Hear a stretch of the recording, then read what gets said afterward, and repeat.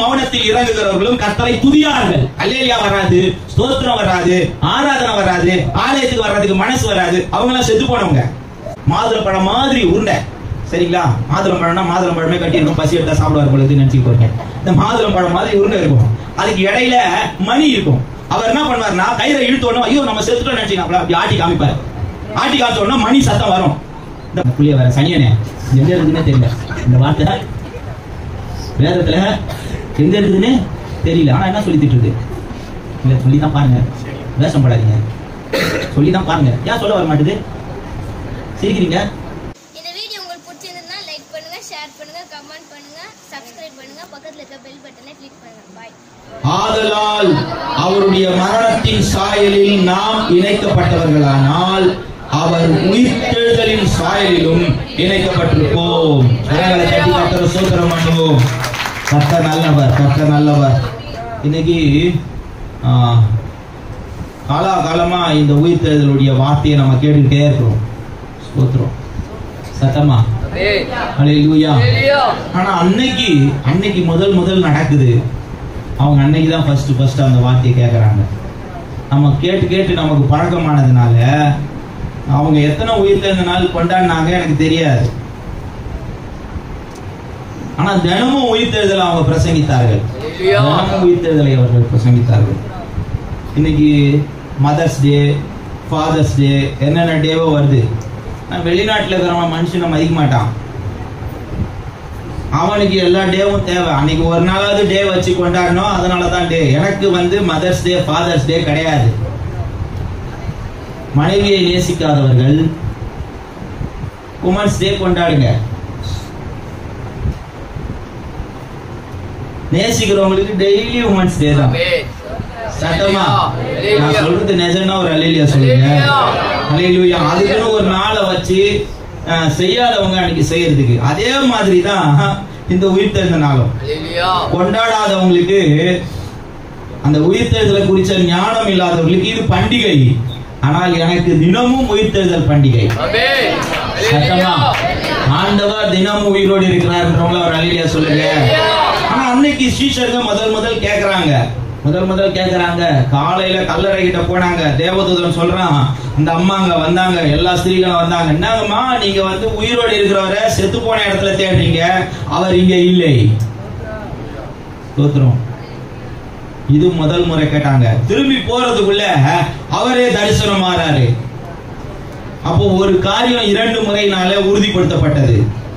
அவர் உயிரோடு இருக்கிறார். அது மாத்திரமல்ல, உயிரோடு இருக்கிறவராக தன்னை திஷ்டாந்தரப்படுத்தும்படி 40 நாள் அவர்களுக்கு தரிசனமானாராம். எத்தனை நாள்? 40 வைத்து ஸ்தோத்திரம் பண்ணுங்களேன். 40 நாள் அவர்களுக்கு தரிசனமானார். அப்போ அவங்களுக்கு மறுபடியுமா பாருங்க, சந்தேகப்பட்டார் ஒருத்தர். அவர்கிட்ட போய் தொட்டு பாரு, என் கையை தொட்டு பாரு, என் விழாவை தொட்டு பாரு சொன்னாரு. அப்போ எதை ஆண்டவர் உறுதிப்படுத்தினார்னா, அவர் உயிரோட எழுந்ததை ஆண்டவர் எல்லாருக்கும் உறுதிப்படுத்தினார். நம்பாதவங்களுக்கு எல்லாம் உறுதிப்படுத்தினார். இன்னைக்கு அநேக கட்டுக்கதைகள் இருக்கிறது.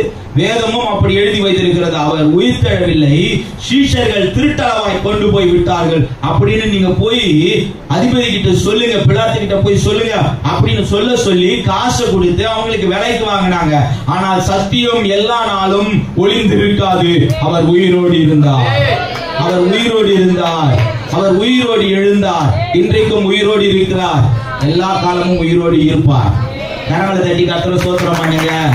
நீங்க ஆண்டவருடைய வார்த்தையை கேட்கும் போது உற்சாகப்படுத்தணும், நீங்களும் உற்சாகமாகணும். அவர் உயிரோடு இருக்கிறார். அவர் சத்தமா, இது சிக்ஸர் கிடையாதுப்பா, சென்சரி. சிக்ஸருக்கே கை தட்டுற இந்த உலகம், சென்சரி அடிச்சா இன்னும் அதிகமா தட்டணும். உயிரோடு இருக்கிறார். என்னோடும் உங்களோடும் உயிரோடு இருக்கிறார். நம்ம ஞானஸ்தானம் எடுக்கிறோம். அந்த ஞானஸ்தானத்தை குறிச்ச விளக்கத்தையும் அவர் எழுதுறாரு. ஏன் ஞானஸ்தானம் எடுக்கிறோம், எதுக்கு ஞானஸ்தானம் எடுத்தோம் நமக்கு தெரியாமே. முன்னால காஞ்ச பாவியா இருந்தாங்க, உள்ள போனோம் தண்ணியில முக்குன்னா என்ன ஆயிட்டாங்க, ஈரப்பாவியாகி ஈரப்பாவியாவே வெளியே வர்றதுனால என்ன ஞானஸ்தானத்துக்கு அர்த்தம் இருக்குது? பழைய மனுஷன், பழைய சுபாவம், பழைய பாவங்கள் எல்லாம் கிறிஸ்துவுடனே கூட அடக்கம் பண்ணப்பட்டு அவருடைய உயிர்த்தெழுதலின் சாயலிலே இணைக்கப்படக்கூடிய ஒரு உடன்படிக்கை தான் ஞானஸ்தானம். ஞானஸ்தானம் ஏதோ சடங்குக்காக, தண்ணியில குளிக்கிறதுக்காக, இல்ல எல்லாரும் எடுத்துட்டாங்க, எங்க அப்பா அம்மா எடுத்துட்டாங்க, நான் எடுக்கிறேன்றதுக்காக எடுக்கக்கூடிய ஒன்று அல்ல. அவருடைய மரணத்தையும் உயிர்த்தெழுதலையும் நம்மோடு கூட இணைக்கிறதான ஒன்றுதான் ஞானஸ்தானம். கரங்களை தட்டி கர்த்தருக்கு ஸ்தோத்திரம் பண்ணுவோம். அவர் உயிர்த்தெழுதலை உறுதிப்படுத்தினார். அவர் உயிர்த்தெழுதலை உறுதிப்படுத்தினார். எப்படி? தன்னை உயிருள்ளவராய் காண்பித்து அவர் உயிர்த்தெழுதலை உறுதிப்படுத்தினார். சத்தமா? தன்னை உயிருள்ளவராய் காண்பித்து. ஏன்னா அவர் மரிச்சிட்டார் சொன்னாங்கல்ல, அவங்க கிட்ட அதை நிரூபித்தார், உறுதிப்படுத்தினார். உறுதிப்படுத்தினார், நிரூபித்தார். ஆனா நான் நிரூபித்தார் என்ற வார்த்தையை சொல்ல, உறுதிப்படுத்தினார் என்கிற வார்த்தையை சொல்ல விரும்புகிறேன். அவர் தன்னை உயிருள்ளவராக காண்பித்து அவருடைய உயிர்த்தெழுதலை உறுதிப்படுத்தினார். நானும் இன்னைக்கு உங்ககிட்ட இயேசுவின் உயிர்த்தெழுதல் உறுதிப்படுத்தப்பட்டதா இல்லையா என்ற கேள்வியை கேட்கிறேன். என்ன பதில் சொல்ல போறீங்க? என்ன முழிக்கிறீங்க? உறுதிப்படுத்தப்பட்டதா இல்லையா? உறுதிப்படுத்தப்பட்டது. அப்போ இயேசு உயிர்த்தெழுந்ததை இனிமே நமக்கு இன்னொரு முறை உறுதிப்படுத்த வேண்டிய அவசியம் இல்லை. ஆனா நீங்களும் நானும் இயேசுவின் உயிர்த்தெழுந்த சாயலில் இணைக்கப்பட்டிருக்கிறோமா என்பதை ஒவ்வொரு நாளும் உறுதிப்படுத்த வேண்டிய இடத்துல இருக்கிறோம். எத்தனை பேர் இதை ஒத்துக்கிறீங்க? அவர் உயிரோட போயிட்டாருங்க, நம்ம கிட்ட சொல்லிட்டு போயிட்டாருங்க, நீங்களும் என்ன மாதிரியே வாழ்ந்து இந்த உலகத்துக்கு நிறுவீங்க அப்படின்னு சொல்லிட்டு இன்னைக்கு நம்ம எல்லாம் உயிரோடு இருக்கிறவங்க அப்படின்னு காமிக்கிறதுக்கு என்ன பண்ணணும்? நான் சொல்லிட்டேங்களா? நான் ஒரே ஒரு விஷயம் சொல்றேன். என்னை பத்தி நல்லதோ கெட்டதோ தினமும் ஜனங்க பேசிக்கினே இருக்கணும். நல்லது மட்டும் இல்ல, கெட்டது கூட பேசிக்கினே இருக்கணும். அப்பதான் என்ன அர்த்தம்? நான் உயிரோட இருக்கிறேன்னு அர்த்தம். சொல்லுங்க. நல்லத பேசலங்க, கெட்டதையோ பேசுறாங்க, பரவாயில்ல, அப்ப கூட நீங்க உயிரோட இருக்கிறீங்கன்னு அர்த்தம். நீங்க டென்ஷன் ஆயிருக்கீங்க கெட்டதை பேசினா. செத்தவனை பத்தி பேச வேண்டிய அவசியமே இல்ல. அதே மாதிரி யார் ஒருவர் பேசப்படுகிறார்களோ அவர்கள் அவர்களுக்கு முன்னாலே இருக்கிறாங்கன்னு அர்த்தம். இவனை பத்தி பேசுறதுக்கு இவன்ட்ட என்ன இல்ல, கதையே இல்ல. அடுத்தவனை பத்தி பேசலாம். அப்போ அடுத்தவனை பத்தி பேசுற அளவுக்கு அடுத்தவன் இவன் இருதயத்தை நிரப்பி வச்சிருக்கான்.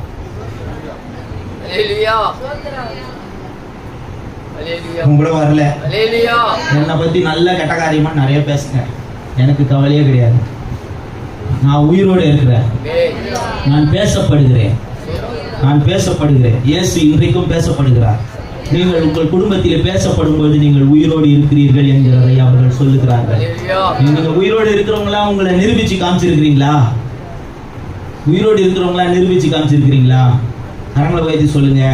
இது வரைக்கும் அப்படி இல்ல, ஆனா இனிமேல் ஆகிரும் நான் உயிரோடு இருக்கிறேன்னு அப்பப்போ வந்து அடுத்தவங்க வீட்டுல போய் காலிங் பெல் அடிங்க. நான் உயிரோட தான் இருக்கிறேன், நான் வந்துட்டேன், நான் வந்துட்டேன், நான் வந்துட்டேன், நான் வந்துட்டேன். வருவான், பேப்பர் போட்டு தானே போவான், சும்மா போட்டு போலாம்ல. ஏன்னா போட்டு போன பேப்பர் எவனா சுட்டுன்னு போயிடுவான். அதனால சார் பேப்பர் அப்படின்னு கத்திட்டு போவான். நீங்க ஒரு நாள் ஆகிலும் நான் இங்க இருக்கிறேன்யா அப்படின்னு சொல்லி இருக்கிறீங்களா? ஒரு சிலர் எல்லாம் வந்து அப்பப்போ தலையை காமிப்பாங்க, அப்பப்போ வாழை காமிப்பாங்க, கொஞ்ச நாள் இருக்க மாட்டாங்க. அப்போ சொந்தக்காரங்க சொல்லுவாங்க, என்ன சொல்லுவாங்க, நீ இருக்கிறியா, நீ சொல்லுங்க இருக்கிறியா? அதே மாதிரிதான் அவர் இருக்கிறாரா இல்லையான்னு தெரிஞ்சு ரொம்ப நாள் ஆயிடுச்சு. இவங்க ஜெபம் பண்ணிட்டே இருக்கிறாங்க 430 வருஷமா. இருக்கிறாரா இல்லையா தெரியல, இருக்கிறாரா இல்லையா தெரியல, இருக்கிறாரா இல்லையா தெரியல. மோசே கிட்ட கூப்பிட்டு ஆண்டவர் வேற எதையும் சொல்லல, அப்பா நீ போய் அந்த ஜனங்க கேட்டாங்கன்னா நான் இருக்கிறேனே சொல்லுப்பா. நம்ம எல்லாம் என்ன நினைச்சிட்டு இருக்கிறோம்? அவர் இல்ல அப்படி நினைச்சிட்டு இருக்கிறோம். அவர் சொன்னாரு நான் இருக்கிறேன், நான் இல்லாம எல்லாம் போல, நான் இருக்கிறேன். ஸ்தோத்திரம். சத்தலாம். நீங்க என்னைக்காவது நான் இருக்கிறேன் அப்படின்னு நிரூபிக்கிற மாதிரி எதனா ஒண்ணு ஆண்டவருக்கு செஞ்சிருக்கிறீங்களா? அப்பா கேக்குறாரு, நீங்க எல்லாம் இருக்கிறீங்களா? உயிரோட தான் இருக்கிறீங்களா? மரண சத்தம் அப்படி அமைதி, மயான அமைதி இருக்கு பாருங்க. உயிரோட தான் இருக்கிறீங்களா? முதல்ல ஏதோ ஃப்ளோல கேட்டேன், பரவாயில்ல முடிச்சிங்க. நான் ரெண்டாவது கேட்டேன், உயிரோட தான் இருக்கிறீங்களான்னு. உயிரோட தான் இருக்கிறீங்களா?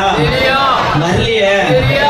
சத்தமா மரித்தவர்களும் மௌனத்தில் இறங்குகிறவர்களும் கர்த்தரை துதியார்கள். அல்லேலியா வராது, ஸ்தோத்திரம் வராது, ஆராதனை வராது, ஆலயத்துக்கு வர்றதுக்கு மனசு வராது. அவங்க எல்லாம் செத்து போனவங்க. நான் சொல்லல, வேதம் சொல்லுகிறது. மரித்தவர்களும் மௌனத்தில் இறங்குகிறவர்களும் கர்த்தரை துதியார்கள். அப்ப நீங்க சொல்ற அல்லேலியா, நான் உயிரோட இருக்கிறேன், நான் உயிரோட இருக்கிறேன். பாருங்க, பெருசா ஒரு கயிறு கட்டுவாங்க. அந்த கயிறு சின்ன சின்னதா ஆகி இப்ப இடுப்புல ஸ்டெயிலுக்கு கட்டுற மாதிரி ஆயிடுச்சு. ரெவரண்ட்டுங்கெல்லாம் இடுப்புல கயிறு கட்டினுக்கிறாங்களே. நீங்க என்னைக்காவது ஒரு நாள் கேட்டு பாத்துக்கிறீங்களா, ஐயா என்னத்துக்கு இந்த கயிறு கட்டுறீங்கன்னு? அவர் பலிபீடத்துல போய் ஆராதனை செய்யும் போது பாவம் செஞ்சுட்டு போனாங்கன்னா செத்து போயிடுவார். அந்த கயிறு வாசல் வரைக்கும் இருக்கும். அவரை தூக்குறதுக்கு உள்ள போறவனும் செத்து போயிடுவான். அதனால உள்ள போய் தூக்க மாட்டாங்க. கட்டி இருக்கிற கயிறு வாசல் வரைக்கும் இருக்கிறதுனால இழுப்பாங்க. இவர் ரொம்ப நேரம் பேசி நின்றுட்டு இருந்தாருன்னா இழுப்பாங்க. அவர் உஷாராயிடுவாரு. உஷாராயிட்டு என்ன பண்ணுவாருன்னா, அவர் ட்ரெஸ் முனையில மாதுளப்பழம் மாதிரி உருண்டை, சரிங்களா? மாதுளம்பழம்னா மாதுளம்பழமே கட்டி இருக்கும். பசி எடுத்தா சாப்பிடுவார் போல நினைச்சுட்டு போறீங்க. இந்த மாதுளம்பழம் மாதிரி உருண்டை இருக்கும். அதுக்கு இடையில மணி இருக்கும். அவர் என்ன பண்ணுவாருன்னா, கயிறை இழுத்தோடனும் ஐயோ நம்ம செத்துட்டோம் நினைச்சீங்கன்னா அப்படி ஆட்டி காமிப்பாரு. ஆட்டி காமிச்சோடனே மணி சத்தம் வரும். இந்த மணி சத்தம் வரும். இந்த மணி சத்தம் வந்துட்டா ஜனங்க நினைச்சுக்குவாங்க, இல்ல அவர் உயிரோட தான் இருக்கிறாங்க. செத்து போன குடத்துக்கிட்ட இருந்து மணி சத்தம் என்ன பண்ணாது, வராது. சரி, இந்த மணி சத்தமும் உயிரோட இருக்கிறதுக்கும் சம்பந்தம் இருக்குது பாருங்க. இந்த மணி சத்தம் தான் இயேசு கிறிஸ்து செத்து போயிட்டாருன்னு நினைச்ச உடனே 10 நாள் ஆச்சு இன்னும் வரல நினைச்ச உடனே அவர் தம்முடைய ஆவியை இறக்கினாரு. அந்நிய பாஷையாய் வெளியே வந்தது. அந்த மணி சத்தம் பெந்தெகோஸ்தே சபைகளில் அந்நிய பாஷை தேவன் இன்றைக்கும் உயிரோடு இருக்கிறார் என்பதை நிரூபிக்கும்படியாய். ஆனா இன்னைக்கு நிறைய பேர் பாருங்க பேசுறதே பேசுவாங்க. ஒரு சிலதெல்லாம் காது குத்து கேட்டா மனப்பாடம் பண்ணிடலாம். ஸ்தோத்திரம், ஹல்லேலூயா. கிடையாதுங்க, அது பாஷை பேசிக்கிட்டே இருக்கணும். நம்ம சரளமா பேசுற மாதிரி அந்நிய பாஷையும் சரளமா பேசிக்கிட்டே இருக்கணும். அது ரகசிய பாஷை. ஆனா அந்த பாஷையோட அர்த்தம் நீங்க புரிஞ்சுக்கணும். இயேசு தன்னை இன்றைக்கும் உயிருள்ளவராய் உங்களுக்குள்ளே இருக்கிறார் என்பதை நிரூபிக்கும்படியாய் கர்த்தர் கொடுத்தது. கரங்களை தட்டி கர்த்தரை ஸ்தோத்திரம் பண்ணுங்க. ஸ்தோத்திரம். இன்னைக்கு நம்ம இயேசு உயிரோடு இருக்கிறார் நிரூபிச்சு காமிச்சிட்டாரு. ஆனா நம்ம இயேசு உயிரோடு இருக்கிறார் என்று எவைகளில் நாம் நிரூபித்து காண்பிக்க முடியும்? முதல்ல நான் அதுதான் சொன்னேன். நம்முடைய ஞானஸ்தானம் இயேசு நமக்குள் உயிரோடு இருக்கிறார் என்பதை நிரூபித்து காண்பிக்கும். இரண்டாவது ஒரு காரியத்தை நம்ம வாசிக்கலாம். ரோமர் 4ஆம் அதிகாரம் 23வது வசனம், ரோமர் 10ஆம் அதிகாரம் 9வது வசனம். 2 வசனங்களை நம்ம வாசிக்கலாம்.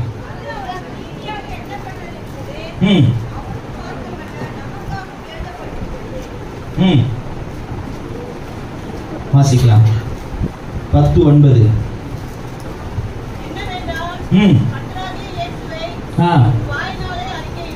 என்னவென்றால் கர்த்தராகிய இயேசுவை உன் வாயினால் அறிக்கையிட்டு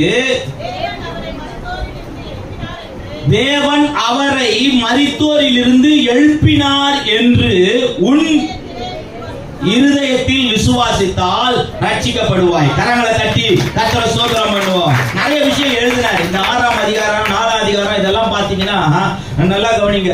இந்த ரோமர்ல 16 அதிகாரங்கள் இருக்கிறது. இந்த 16 அதிகாரத்துக்கும் மைய வார்த்தை என்னன்னா, விசுவாசத்தினால் நீதிமான் பிழைப்பான். எல்லாம் சொல்லுங்க, விசுவாசத்தினால் நீதிமான் பிழைப்பான். இந்த பிழைப்பான்ற வார்த்தையை நம்ம எப்பெல்லாம் யூஸ் பண்ணோம் கொஞ்சம் சொல்லி பாருங்க. இருக்கிறானா அதுக்கு எதிர்பார்த்து என்னது? இருக்கிறானா இல்லையாலாம் கேட்க கூடாதுங்க. இருக்கிறானா செத்துட்டானா? ஹாஸ்பிட்டல்ல ஒருத்தர் சீரியஸா இருக்கிறாரு. இருக்கிறாரான்னு கேட்டா மீதி வார்த்தை என்ன அர்த்தம்? இருக்கிறாரா அப்படின்னு கேட்டா மீதி வார்த்தை புரியுதா புரியலையா? நம்மள தமிழ்காரங்க தானே ரொம்ப அந்நிய பாஷை பேசி பேசி அயலாக தரையா ஆயிட்டீங்க. வானத்துக்கே போயிட்டீங்க. நீங்க இங்க கனெக்ஷன்லயே இல்ல. ஸ்தோத்திரம். இருக்கிறாரா அப்படின்னா என்ன அர்த்தம்பா? அடுத்தது என்ன வார்த்தை சொல்லணும்? இருக்கிறாரா இல்லையா? இருக்கிறாரா செத்துறாரா? அப்படின்னா அவர் சொல்லணும் என்ன வார்த்தை?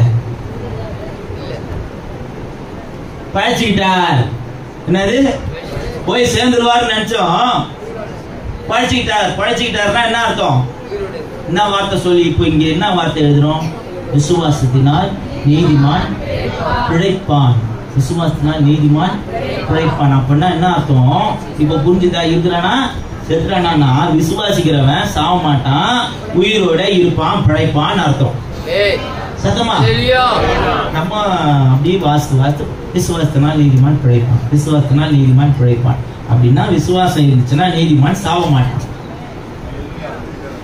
விசுவாசத்தினால் நீதிமான் பிழைப்பான், விசுவாசத்தினால் நீதிமான் உயிரோடு இருப்பான், விசுவாசத்தினால் நீதிமான் வாழ்வான். அப்படின்னா விசுவாசிக்கிறவன் இல்லங்க, அடுத்த வார்த்தை சொல்லுங்க, விசுவாசிக்கிறவன் சாக மாட்டான். எப்படி இவ்வளவு டியூப்லைட்டா இருக்கிறீங்கன்னு தெரியல. கண்டிப்பா நீங்க பண்டிகை ஆசரிக்கிற கூட்டத்துல இருக்க மாட்டீங்க. நீங்க ஞானமா இருங்க. ஸ்தோத்திரம்.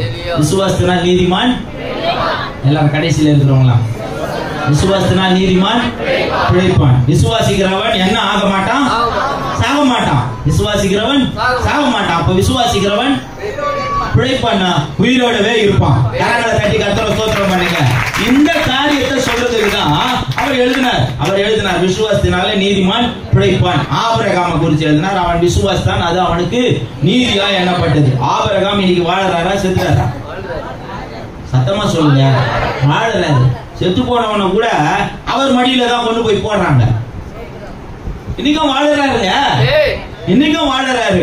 இப்படியே இருந்திருந்தா நமக்கு புரிஞ்சே இருக்காது. இயேசு கிறிஸ்து உதாரணத்துக்கு சொன்ன வார்த்தையில இத சொல்லி ரொம்ப சந்தோஷப்பட்டாரு. 2 பேர், ஒரு ஐஸ்வர்யவான் இருந்தான், ஒரு தரித்திரன் இருந்தான். ஐஸ்வர்யவான் தினமா ட்ரெஸ் பண்ணா, ஜாலியா பண்டிகை கொண்டாடினா. ஒரு தரித்திரன் அவன் வீட்டு வாசல்ல இருந்தான். அவனும் மரித்தான், இவனும் மரித்தான். தரித்திரன் தேவதூதர்களால் ஆபிரகாமின் மடிக்கு கொண்டு போகப்பட்டான். ஸ்தோத்திரம். செத்து போனவர் மடியியா இன்னொருத்தனை கொண்டு போய் போடுவாங்க. அப்போ ஆபிரகாம் ஆண்டவரை விசுவாசித்தார், இன்றைக்கும் உயிரோடு இருக்கிறார். கரங்களை தட்டுங்க. அப்போ பாருங்க, விசுவாசிக்கிறவங்களுக்கு என்ன கிடையாது?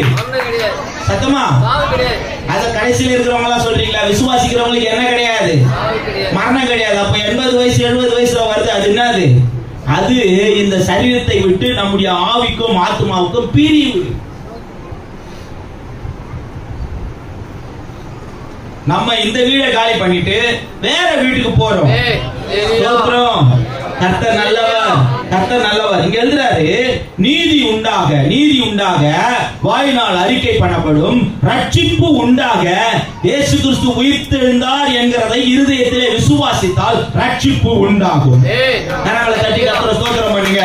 அப்படியானால் ஒரு மனிதன் ஞானஸ்நானத்தின் மூலமாய் கர்த்தருடைய உயிர்த்தெழுதலை நிரூபிக்க முடியும். தன்னுடைய ரட்சிப்பை அனுதினமும் காத்துக் கொள்வதினாலே ஒரு மனிதன் இயேசு கிறிஸ்துவின் உயிர்த்தெழுதலை நிரூபிக்க முடியும். நீங்களும் நானும் எதற்கு அழைக்கப்பட்டிருக்கிறோம்? சொல்லுங்க. அவர் உயிரோடு இருக்கிறார் என்பதை நிரூபிக்கவே கர்த்தர் இன்றைக்கு நம்மை ஜீவனோடு வைத்திருக்கிறார். நீங்கள் சொல்லுகிற ஒரு அல்லேலூயாவும் ஒவ்வொரு ஸ்தோத்திரமும் அவரை உயிரோடு இருக்கிறவராய் காண்பிக்கிறது. அல்லேலூயா சொல்லுகிறவர்களுக்காய் ஸ்தோத்திரம், சொல்லாதவர்களுக்காய் ஆத்திரம்.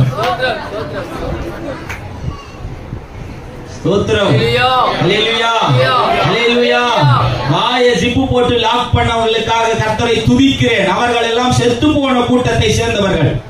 வாயை திறந்து அல்லேலூயா சொல்றவங்களுக்காக கர்த்தரை துதிக்கிறேன். அவர்கள் இயேசுவையும் உயிருள்ளவராய் காண்பிக்கிறார்கள், தங்களையும் உயிருள்ளவர்களாய் நிரூபிக்கிறார்கள். அல்லேலூயா, அல்லேலூயா.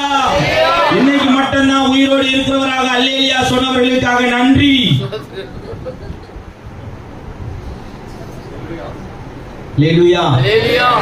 எல்லா நாளும் வரணும், எல்லா நாளும் துதிக்கணும், எல்லா நாளும் நீங்களும் உயிரோடு இருக்கிறத காமிக்கணும், எல்லா நாளும் கர்த்தரையும் உயிரோடு இருக்கிறவர்களாய் நிரூபிக்கணும்.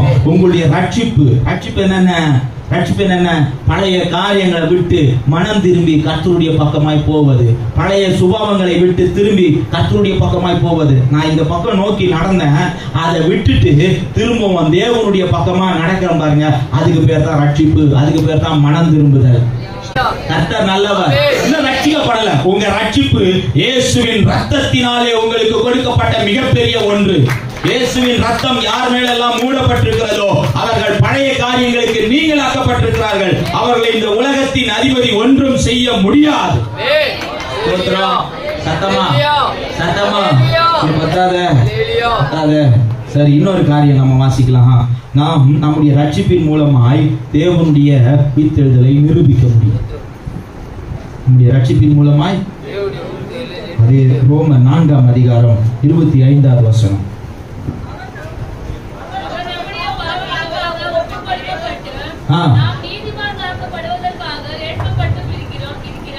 நாம் நீதிமான்கள் ஆக்கப்படுவதற்காக எழுப்பப்பட்டும் இருக்கிறார். அவர் எழுப்பப்பட்டதுக்கு காரணம் என்னங்க? அவர் சொன்னாரு பாருங்க, மரித்ததுக்கு நம்முடைய பாவம் எல்லாம் மன்னிக்கப்பட்டதுக்கு அடையாளமா இருக்கலாம். ஆனா அவர் உயிரோட எழுப்பப்பட்டதுக்கு என்ன அர்த்தம்? உயிரோட எழுப்பப்பட்டதுக்கு என்ன அர்த்தங்க? நான் நீதிமான் என்கிறதை நிரூபிக்க அவர் உயிரோடு எழுப்பப்பட்டார். தட்டி கர்த்தரை ஸ்தோத்திரம் பண்ணுங்க. நீங்க எல்லாம் யாருங்க? நீங்கெல்லாம் யாருங்க சொல்லுங்க. நியாயப்பிரமாணத்தின் பிரகாரம் நீதிமான்களாய் ஆக்க முடியாமல் கடினப்பட்ட நமக்கு சுலபமான வழியிலே நீதிமான் ஆக்கப்படுவதற்கு ஒரு காரியத்தை கர்த்தர் வாய்க்க செய்து தந்தார்.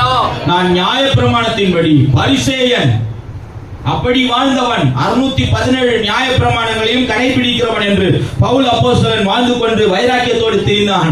அவன் சொல்றான், அப்படிப்பட்டவர் எழுதினார், நியாயப்பிரமாணம் என்னை பரிசுத்தவானாய் மாற்றவில்லை, என் கிறிஸ்துவின் உயிர்த்தெழுதல் என்னை நீதிமானாகவும் பரிசுத்தவானாகவும் மாற்றி இருக்கிறது. கரங்களை தட்டி கர்த்தரை ஸ்தோத்திரம் பண்ணுங்க.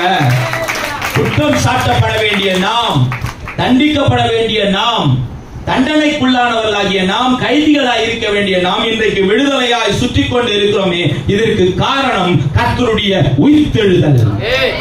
பாவம் செய்கிறவன் பாவத்துக்கு அடிமையா இருக்கிறான். இங்க இருக்கிற யாருமே நான் பரிசுத்தவான் குடும்பத்துல பிறந்தேன்னு சொல்றதுக்கு எந்த தகுதியும் கிடையாது. பரிசுத்தமா நம்மளால இருக்கவும் முடியாது. இந்த உலகம் எப்படியெல்லாம் நம்மை அசுத்தவானாய் மாற்ற முடியுமோ அத்தனை காரியத்தையும் செய்து கொண்டிருக்கிறது. ஒரு தாயின் வயிற்றிலே பிறக்கிறோம், துர்க்குணத்திலே உருவானோம், தாய் பாவத்திலே கர்ப்பம் தரித்தாள். ஒருவரும் பரிசுத்தவான் என்று சொல்லக்கூடிய அளவுக்கு நீதிமான்கள் கிடையாது, பரிசுத்தவான்கள் கிடையாது. ஆனால் எந்த காலத்திலும் ஆக முடியாத நம்மை இயேசு கிறிஸ்துவின் ஒரே ஒரு முறை உயிர்த்தெழுந்த அந்த உயிர்த்தெழுதல் என்னை நீதிமானாய் மாற்றி இருக்கிறது. கரங்களை தட்டி கர்த்தரை ஸ்தோத்திரம் பண்ணுவோம். பாவத்திற்கு மரித்தேன், அனிதத்திற்கு மறைத்தேன், நீதிமானாய் மாற்றப்பட்டிருக்கிறேன். எத்தனை பேர் நீதிமான் ஒத்துக்கிறீங்க? சொல்லுங்க, நீதிமான் நான். சத்தமா, நீதிமான் நான். ரத்தத்தினாலே கழுவப்பட்ட நீதிமான் நான். இயேசுவின் உயிர்த்தெழுதல் சாயலிலே இணைக்கப்பட்டிருக்கிற நீதிமான் நான். அவருடைய உயிர்த்தெழுதல் என்னை நீதிமானாய் மாற்றி இருக்கிறது. அப்படியானால் நீதிமானாய் ஆக்கப்பட்ட நாம் இன்னொரு முறை அநீதிமானாய் நடந்து கொள்ள கூடாது.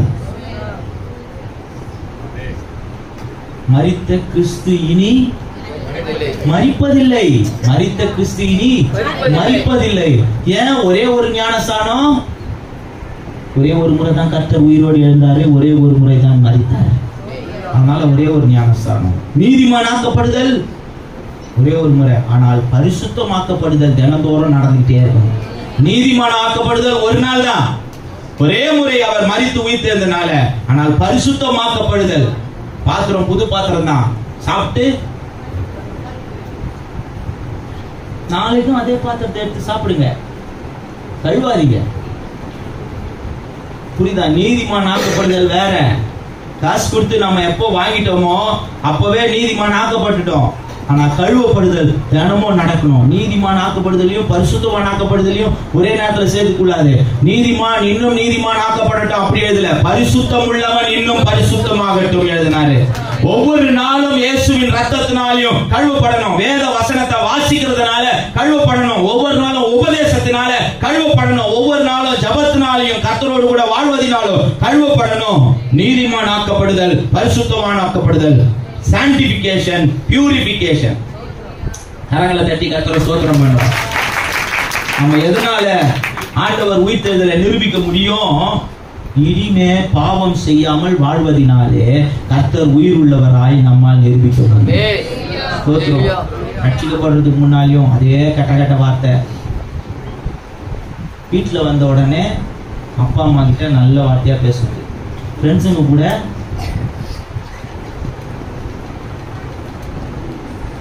அந்த வார்த்தை திடீர்னு ஃப்ளோர்ல ஒரு நாள் அப்பா அம்மா கிட்டே வந்திருக்கு. என்ன ஸ்தோத்திரம். இப்பெல்லாம் இருக்கிற பசங்களுக்கு பாருங்க ஸ்டைலா ஒரு வார்த்தை சொல்லிட்டா லூசு. எல்லா பசங்களும் பேசுதுங்க. என்னது நல்ல வார்த்தையா சொல்லுங்க. பக்கத்துல இருக்கிறவங்க சிரிக்கிறாங்களா பாருலாம். கவனவார்த்தனை போய் சொல்லுங்க, டீச்சரை போய் சொல்லுங்க லூசு, ஹெட் மாஸ்டர் போய் சொல்லுங்க லூசு. ஆயத்தாருக்கு சொல்லுங்களேன். சொல்ல முடியுதா? ஆனா வீட்டில் இருக்கிறவங்களே ஈஸியா சொல்லிடுறீங்க லூசு. அப்படின்னா அது உங்களுக்கே தெரியுது என்ன வார்த்தை? புரியல. நல்ல வார்த்தை கிடையாது. என்ன வார்த்தை? கெட்ட வார்த்தை. அப்ப கெட்ட வார்த்தையை ஏன் பேசுறீங்க? ரட்சிக்கப்பட்டீங்கல்ல.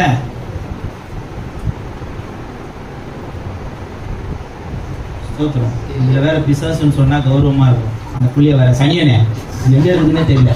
இந்த வார்த்தை வேதத்துல எங்க இருக்குதுன்னு தெரியல. ஆனா என்ன சொல்லிட்டு இருக்கு? இல்ல சொல்லிதான் பாருங்க, வேஷம் படாதீங்க, சொல்லிதான் பாருங்க. ஏன் சொல்ல வர மாட்டுது? சிரிக்கிறீங்க. அப்ப என்ன வார்த்தை அது? கெட்ட வார்த்தை. ஆனா நீங்க என்ன சொல்றீங்க? இங்க சிரிக்கிறீங்க, வீட்டுல பேசுறீங்கன்னு எனக்கு தெரியுது. ஸ்தோத்திரம். இது ரொம்ப ஜென்டிலான 2 வார்த்தையை உங்களுக்கு சொன்னேன். நான் சொன்னது ஜென்டிலான வார்த்தை. இதை விட மோசமான வார்த்தையெல்லாம் நம்ம வாயில வருது. ஆனா நம்ம என்ன சொல்லிருக்கோம் வெளியில? நான் ரட்சிக்கப்பட்டேன், நான் நீதிமான், வாழ்ந்து காமி ஐயா. சொல்லுங்க, வாழ்ந்து காமி ஐயா. இயேசுவின் உயிர்த்தெழுதலை என் சரீரத்திலே சுமந்து நான் அவருக்காக வாழ்ந்து காண்பிப்பேன் அப்படின்னு சொல்றவங்களா ஒரு அல்லேலூயா சொல்லுங்க. 3வது நீதிமான் ஆக்கப்படுதல். 4வது ஒரு காரியத்தை சொல்றேன். 4வது ஒரு காரியத்தை சொல்றேன். பிரியாணி ஆறிடும். ரோமர் 8ஆம் அதிகாரம் 11வது வசனம். அன்றியும் இயேசுவை மரித்தோரில் இருந்து எழுப்பினவருடைய ஆவி உங்களில் வாசமாயிருந்தால் கிறிஸ்துவை மரித்தோரில் இருந்து எழுப்பினவர் உங்களில் வாசமாயிருக்கிற தம்முடைய ஆவினாலே சாவுக்கேதுவான உங்கள் சரீரங்களை உயிர்ப்பிப்பார். கரங்களை தட்டி கர்த்தரை ஸ்தோத்திரம் பண்ணுங்க. சோ பரவாயில்ல, பரவாயில்ல. நீங்க ஏற்கனவே கெட்ட வார்த்தையெல்லாம் பேசிட்டீங்க. பரவாயில்ல. என்ன சொல்லுங்க? சத்தமா சொல்லுங்க. பரவாயில்ல.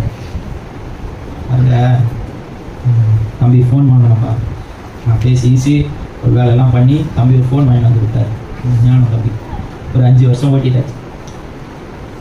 எல்லாரும் டூருக்கு போனோம். ஒரு 45,000 ரூபாய் டூருக்கு போகிறதுக்கு ஒரு ஏஜென்ட் கிட்ட கட்டிட்டேன். 45,000 ரூபாய். சத்தமாக சொல்லுங்க. 45,000 ரூபாய் என்னை நம்பி பாஸ்ட்டுங்க ஆளுக்கு 5,000 ரூபாய் கொடுத்தாங்க. ஒரு 12 பேர் காசு. அதை ட்ரெயின் டிக்கெட்டு புக் பண்ணது போக மீறி காசு அந்த ஏஜென்ட் கிட்ட அவங்க வண்டி எல்லாத்துக்கும் என்ன பண்ணணும் அனுப்பணும். அந்த ஏஜென்ட்டோட ஃபோன் நம்பர் எனக்கு மட்டும்தான் தெரியும். முன்னெல்லாம் எல்லா நம்பரும் ஞாபகமாக மனப்பாடமாக வச்சுன்னு இருக்கும்ல. இப்போ என்ன ஆயிடுச்சு, நைட்டு ஃபோனை பார்த்துட்டு வச்சேன், நைட்டோட நைட்டா ஃபோனு டெட் ஆயிடுச்சு.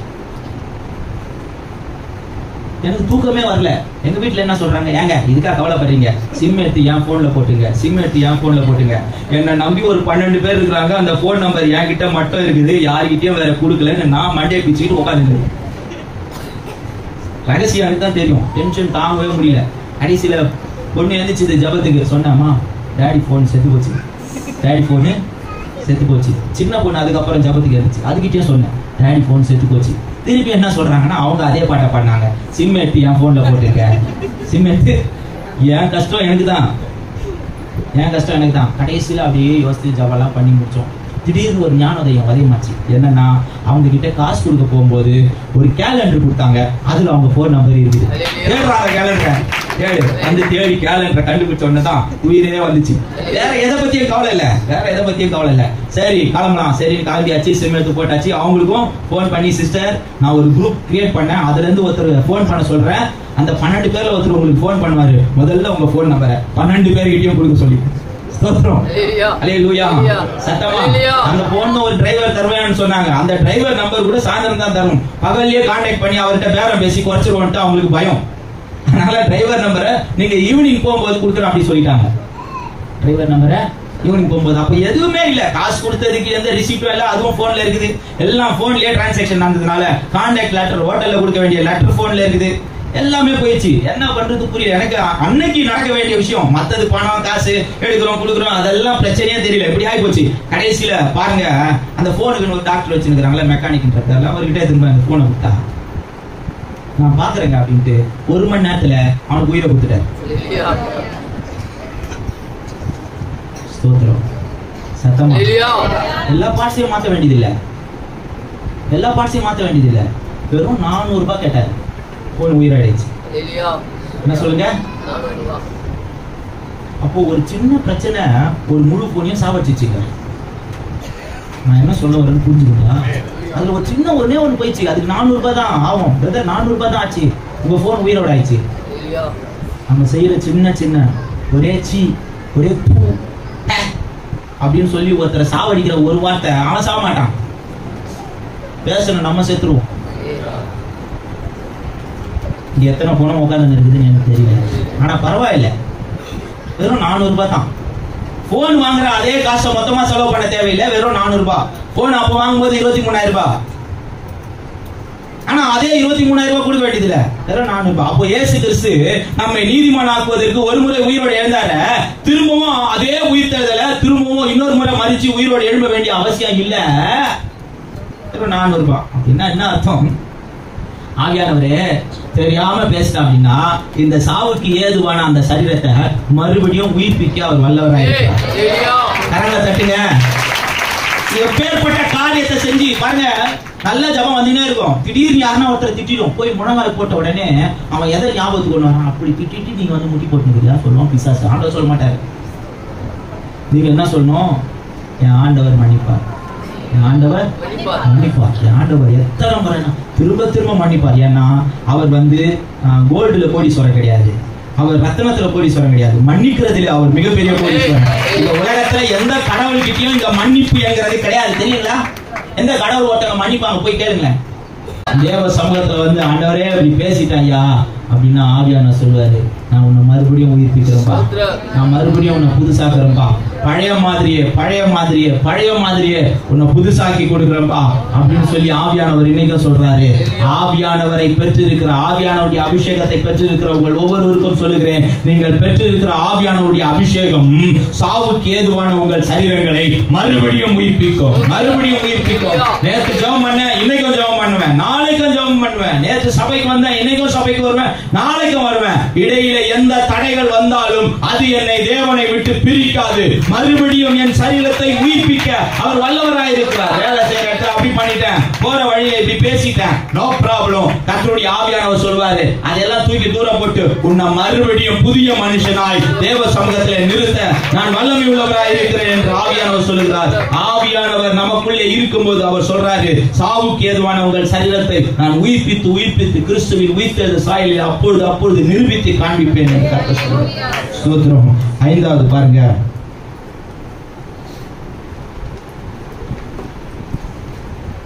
1 கொரிந்தியர் 6ஆம் அதிகாரம் 14-15வது வசனம். 1 கொரிந்தியர் 6ஆம் அதிகாரம் 14-15வது வசனம். அதே 1 கொரிந்தியர் 15. தேவன் கர்த்தரை எழுப்பினாரே, நம்மையும் தம்முடைய வல்லமையினாலே எழுப்புவார். ஸ்தோத்திரம். உங்கள் சரீரங்களை கிறிஸ்துவின் அவயம் என்று அறியீர்களா? ஸ்தோத்திரம்.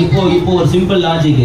கிறிஸ்து உயிரோடு எழுந்தார்ல, அப்ப எதை தொட்டு பார்க்க சொன்னாரு?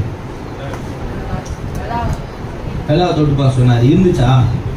வெள்ளாவு இருந்துச்சா? சரீரம் இருந்துச்சா? சாப்பிட்டு காமிச்சார். தெரியுங்களா? ஆவி சாப்பிடாது, ஆவி சாப்பிடாது.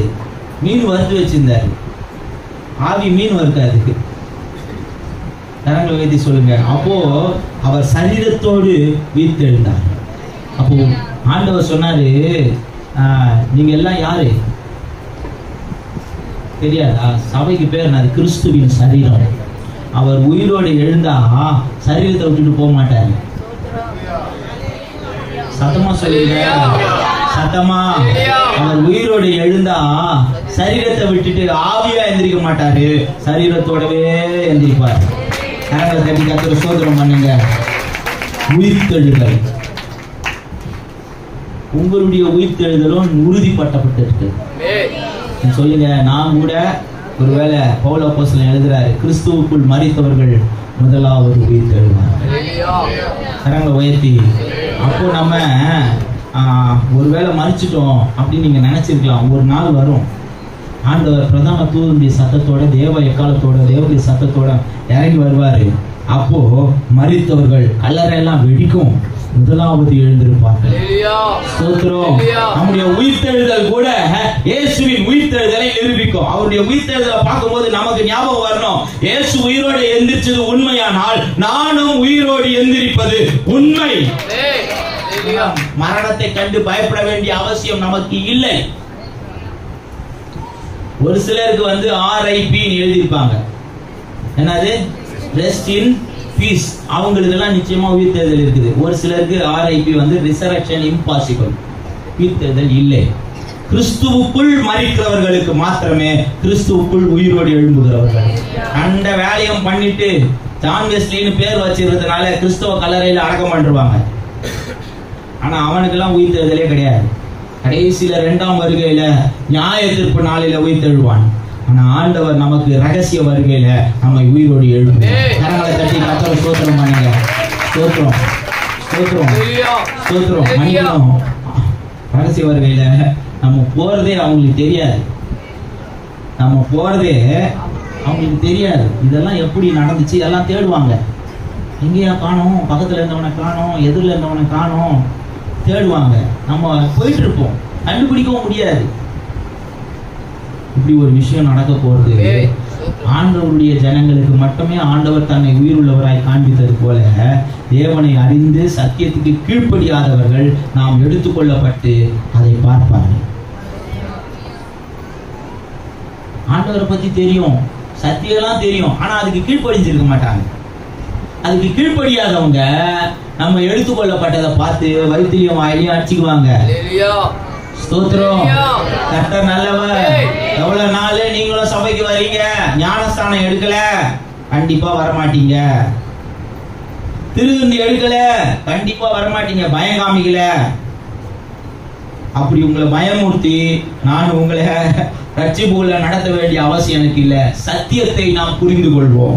கிறிஸ்துவுக்குள் மரிக்கிறவர்கள் கிறிஸ்துவோடு கூட எழுந்திருப்பார்கள். சத்தமா? கிறிஸ்துவுக்குள் மரிக்கிறவர்கள் கிறிஸ்துவோடு கூட எழுந்திருப்பார்கள். கிறிஸ்துவுக்குள் மரிக்காதவர்கள் கிறிஸ்துவோடு கூட எழுந்திருக்க முடியாது. அப்படியானால் நம்முடைய உயிர்த்தெழுதலும் ஆண்டவருடைய வருகையை நிரூபிக்கும். கடைசி 6, 7 2 விஷயத்தை நம்ம வாசிக்கலாம். 1 கொரிந்தியர் 15ஆம் அதிகாரம் 14வது வசனம். கிறிஸ்து எழுந்திருக்கவில்லை என்றால் எங்கள் பிரசங்கம் விருதா, உங்கள் விசுவாசமும் விருதா. ஸ்தோத்திரம். கிறிஸ்து உயிரோட எழுந்திருக்கலன்னா இன்னைக்கு நம்ம பேசுற எல்லா காரியமும் வேஸ்ட். சத்தமா? என்ன அர்த்தம்? நாம் பேசுகிற வார்த்தை கூட கிறிஸ்துவின் உயிர்த்தெழுதலை காண்பிக்கிறது. விசுவாசத்தோடு பிரசங்கிக்கிற என் சுவிசேஷத்தை பிரசங்கிக்க சுவிசேஷ பிரசங்கம் இயேசுவின் உயிர்த்தெழுதலை காண்பிக்கிறது. அப்படியானால் நீங்கள் இந்த சமுதாயத்துக்கு இயேசுவின் உயிர்த்தெழுதலை நிரூபிக்க வேண்டுமானால் இயேசுவை பற்றி எப்பொழுதெல்லாம் இந்த சமுதாயத்தில் நீங்கள் சொல்லுகிறீர்களோ உங்கள் வாய்களை திறந்து, அப்பொழுதெல்லாம் இயேசு உயிரோடு இருக்கிறார் என்பதை நிரூபிக்கிறீர்கள். நான் ஏன் சுவிசேஷம் சொல்றோம்? நீங்க அதை சொல்றதுனால இயேசு உயிரோடு இருக்கிறார் என்கிறதை நிரூபிக்கிறீர்கள். ஸ்தோத்திரம். கடைசியா அப்போஸ்தலர் 1:11. கலிலேய மனிதரே, ஏன் வானத்தை அண்ணாந்து பார்க்கிறீர்கள்? உங்களிடத்திலிருந்து வானத்துக்கு எடுத்துக்கொள்ளப்பட்ட இந்த இயேசுவானவர் எப்படி உங்கள் கண்களுக்கு முன்பாக வானத்துக்கு எழுந்தருளி போனாரோ அப்படியே மறுபடியும் வருவார். ஸ்தோத்திரம். சத்தமா? அவர் உயிர்த்தெழுந்து போனாரே அதே மாதிரி வருவாரு. சத்தமா சொல்லுங்க. இன்னைக்கு நிறைய சபையில வருகை பத்தி பேசுறது இல்ல. உயிர்த்தெழுந்து போனார, உயிர்த்தெழுந்து போகும்போது வர்றத பத்தி சொல்லிட்டே போனார். நான் வருவேன், திரும்பி வருவேன். நம்ம எல்லாம் ஊருக்கு போனா என்ன சொல்லிட்டு போறோம்? போயிட்டு வரேன் சொல்லுங்க. போறேன்னு சொன்னா பெரியவங்க எல்லாம் கோச்சுக்குவாங்க. போறேன்னு சொல்லாதப்பா. எங்க ஆண்டவர் தான் அது முதல் கத்து கொடுத்தவர். போயிட்டு வர்றேன் சொல்லுங்க. எல்லாரும் சத்தமா சொல்லுங்க. போயிட்டு வர்றேன், போயிட்டு வர்றேன். நீங்களும் என்ன பண்ண போறீங்க? நீங்க வந்துட்டு போக போறீங்க. அவர் வந்துட்டு போன மாதிரி நம்மளும் ஒரு நாள் போக போறோம். எத்தனை பேருக்கு சந்தோஷம்? நம்ம போக போகிறது அவருடைய உயிர்த்தெழுதலை நிரூபிச்சுக்காம நான் போயிடுவேன் சொல்லுங்க. ஏன்னா வீட்டில் எவனா வீட்டுக்காக சண்டை போட்டானா, நிலத்துக்காக சண்டை போட்டானா, நான் போயிடுவேன்பா ஒரு நாள். அப்போ உனக்கே என் சொத்தெல்லாம் எழுதி வச்சுட்டு போறப்பா சொல்லுங்க. உனக்கு என்ன வேணும் என்கிட்ட? உங்க கார் வேணும், இப்பவே பத்திரம் பண்ணி தரேன், நான் போன பின்னால எடுத்துக்கிறேன். ஸ்தோத்திரம். அல்லேலூயா. என் பிள்ளைங்க இருக்காது, என்னை பெற்றவங்க இருக்க மாட்டாங்க, என் சொந்தக்காரங்க இருக்க மாட்டாங்க. எல்லாரும் இருக்கணும்னு நானும் ஜெபம் பண்ணல, எல்லாருமே போகணும்னு ஜெபம் பண்ண. சத்தமா நீங்களும் இருக்க மாட்டீங்க, அதனால உங்க பேருக்கு எழுதி வைக்க மாட்டேன். கர்த்தர் நல்லவர், எல்லாரும் ஒரு நாள் போயிடுவோம். அவர் எப்படி போனாரோ அதே மாதிரி நம்மும் போவோம். கர்த்தருடைய உயிர்த்தெழுதல் அவருடைய வருகையை நிரூபிக்கிறது. நம்முடைய உயிர்த்தெழுதலும் அவருடைய வருகையை நிரூபிக்கும். எல்லாரும் முழங்கால் பண்ணிட்டு அவருடைய வருகை, அவருடைய வருகை, அவருடைய வருகை. இன்னைக்கு உயிர்த்தெழுதலை பற்றி தியானிக்கிற நம்ம அவருடைய வருகையை பற்றியும் கண்டிப்பாக தியானிக்கிறோம். அவர் வருவார், அவர் வருவார், அவர் ஒரு நாள் வருவார். ஸ்தோத்திரம். அந்த வருகையை நாளை நான் எதிர்பார்த்து கொண்டிருக்கிறேன். அவர் என்னை சேர்த்துக்கொள்ள வருவார். சாவுக்கு ஏதுவான என் சரீரத்தை உயிர்ப்பிக்க வருவார். பாவ மனிதனை புதுப்பிக்க வருவார். ஜென்ம சுபாவத்தை உடைத்து போட வருவார். அவர் வருவார், அவர் வருவார். இந்த உயிர்த்தெழுந்த நாள் அப்படி வருகையை நமக்கு காண்பிக்கிறது. உயிரோடு எழுந்தவரை எல்லாரும் கர்த்தரை ஸ்தோத்திரம் பண்ணுங்க. உங்க ரட்சிப்பின் மூலமாய் உயிர்த்தெழுதலை நிரூபியுங்கள். உங்கள் ஞானஸ்தானம் மூலமாய் உங்கள் உயிர்த்தெழுதலை நிரூபியுங்கள். உங்கள் அபிஷேகத்தின் மூலமாய் உயிர்த்தெழுதலை நிரூபியுங்கள். ஒவ்வொரு நாளும் நீதிமான் ஆக்கப்படுவதனாலே உங்கள் உயிர்த்தெழுதலை நிரூபியுங்கள். அவருடைய வருகையை எதிர்நோக்கி கொண்டிருக்கிறதுனாலே அவருடைய உயிர்த்தெழுதலை நிரூபியுங்கள். அவருடைய சுவிசேஷத்தை சொல்லுகிறதினாலே அவருடைய உயிர்த்தெழுதலை நிரூபியுங்கள்.